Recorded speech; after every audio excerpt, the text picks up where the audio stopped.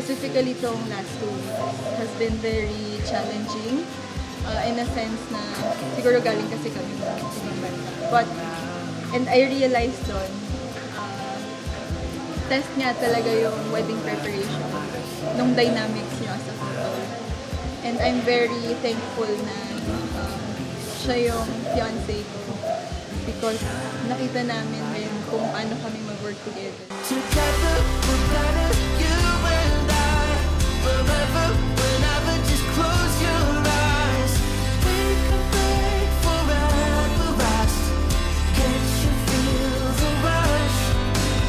Together, we're better, you and I. Mixed emotions para both.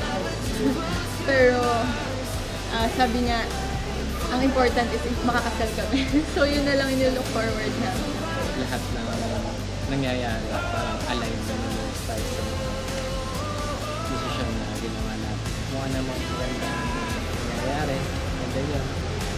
So huwag na natin isipin yung mga ibang Basta naman makasal ka sa tamang person, everything is perfect. So doon ako naging thankful dahil napili ko yung tamang person. Bukas yung mag-day natin and then try to blast.